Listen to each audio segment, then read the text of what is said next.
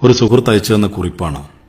നമ്മളോളം നമ്മുടെ മക്കളെ നോക്കുന്ന മനുഷ്യർ ഏതെങ്കിലും ലോകത്തുണ്ടാവുമോ? എത്ര വയസ്സുവരെയാണ് നമ്മുടെ കുട്ടികൾ സംരക്ഷിക്കപ്പെടേണ്ട ഒരു കുട്ടിക്കാലം?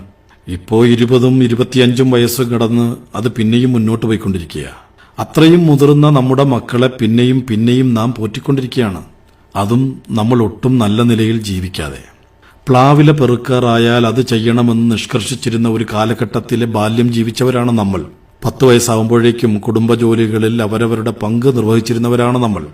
ആ തലമുറയിൽപ്പെട്ട ഇപ്പോഴത്തെ അമ്മമാരും ഒക്കെയാണ് 20 വയസ്സുകാരൻ മകൻ വീട്ടിൽ ഒറ്റയ്ക്കാണ് എന്ന കാരണത്താൽ തങ്ങളുടെ കൂട്ടുകാരികൾ പ്ലാൻ ചെയ്ത ഏതെങ്കിലുമൊക്കെ പരിപാടികളിൽ നിന്ന് ഒഴിവായി നിൽക്കുന്നത്.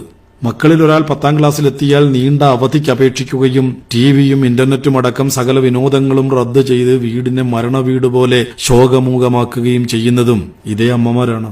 മകന് മെഡിക്കൽ കോളേജിൽ അഡ്മിഷൻ കിട്ടിയതിനാൽ 5.5 വർഷം അവധിയെടുത്ത് കൂട്ടിരിക്കുന്ന ഒരു അമ്മയെപ്പറ്റി എനിക്കറിയാം. ഹോസ്റ്റലൊന്നും ശരിയാവില്ല, അവന് ഞാനില്ലാതെ പറ്റില്ല എന്നാണ് ആ അമ്മയുടെ യുക്തി. കുട്ടികളുടെ ജീവിതത്തിൽ തണലാവേണ്ടതില്ല എന്നല്ല, ഞാനും നിങ്ങളും കരിഞ്ഞുണങ്ങി പൊടിഞ്ഞു തീരും വരെ അവർക്കായി ഇങ്ങനെ വെയിൽ കൊള്ളേണ്ടതുണ്ടോ എന്നതാണ് വിഷയം. സ്വയം തണൽ തേടാൻ അവർ പ്രാപ്തരായ ശേഷവും അവനവന്റെ ജീവിതം അങ്ങനെ ഒന്നും ആസ്വദിക്കാതെ ത്യജിക്കേണ്ടതുണ്ടോ എന്നതാണ് എന്റെ ചോദ്യം. ഒരു പൊന്മാന് അല്പനേരം കൂടി അധികം മെനക്കെട്ടാൽ അതിന്റെ കുഞ്ഞുങ്ങൾക്കുള്ള മീനെ കൂടി പിടിക്കാവുന്നതേ ഉള്ളൂ. പക്ഷെ കണ്ടിട്ടില്ലേ, അത് മീൻ പിടിക്കാൻ കുഞ്ഞുങ്ങളെ ശീലിപ്പിക്കുകയാണ് ചെയ്യുക. മീൻ പിടിക്കാറായാൽ മക്കൾ സ്വയം മീൻ പിടിക്കട്ടെ എന്ന് പൊന്മാൻ പോലും വിചാരിക്കുന്നു. പറക്കാറായാൽ പക്ഷികൾ അവയുടെ കുഞ്ഞുങ്ങൾക്ക് ഇര തേടൽ നിർത്തുന്നു. പക്ഷെ നമ്മൾ മാത്രം പിന്നെയും പിന്നെയും മക്കളെ പോറ്റുകയാണ്. കോടിക്കണക്കായ ആളുകൾ ജീവിച്ചു മരിച്ചുപോയ ഒരിടമാണ് ഈ ഭൂമി. ജീവിച്ചിരിക്കുന്നവരെക്കാൾ കൂടുതൽ മരിച്ചവരുള്ള ഒരിടം. നമ്മൾ നമ്മുടെ ജീവിതം ജീവിക്കുക എന്നത് പ്രധാനമാണ്. മരങ്ങളിൽ വള്ളികൾക്കെന്നുള്ളതുപോലെയാണ് മറ്റുള്ളവർക്ക് നമ്മുടെ ജീവിതത്തിൽ സ്ഥാനം നൽകേണ്ടത്.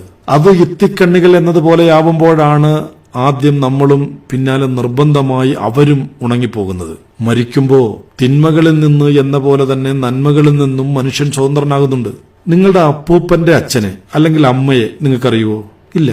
2 തലമുറകൾക്കപ്പുറം നമ്മളും അതുപോലെയാവും. പേരക്കിടാങ്ങൾ പോലും ഓർക്കാത്തവരായി. ഇനി അഥവാ ഓർത്തിരുന്നാൽ തന്നെ നമുക്ക് അതുകൊണ്ട് എന്ത് ലാഭമാവുള്ളത്? അതുകൊണ്ട് അവനവന്റെ ജീവിതത്തെ പൂർണ്ണമായും ഉരുക്കിയൊഴിച്ച് അപരന്റെ ജീവിതത്തിൽ വെളിച്ചം പകരാതിരിക്കുക. അവനവനെ കൂടി ഇടയ്ക്കൊക്കെ പരിഗണിക്കണം. അവനവന്റെ ഇഷ്ടങ്ങൾക്ക് അപരന്റേതിനൊപ്പമെങ്കിലും പരിഗണന നൽകണം. 45 വയസ്സ് കഴിഞ്ഞ ഒരു മദാമ ഈയിടെ വയനാട്ടിൽ വന്നു. 50 വയസ്സിന് മുമ്പ് ചെയ്യേണ്ട 50 കാര്യങ്ങൾ എന്നൊരു ബക്കറ്റ് ലിസ്റ്റ് ഉണ്ടായിരുന്നു അവരുടെ കയ്യിൽ. അതിലൊട്ടുമുക്കാലും അവർ ചെയ്തു തീർക്കുകയും ചെയ്തു.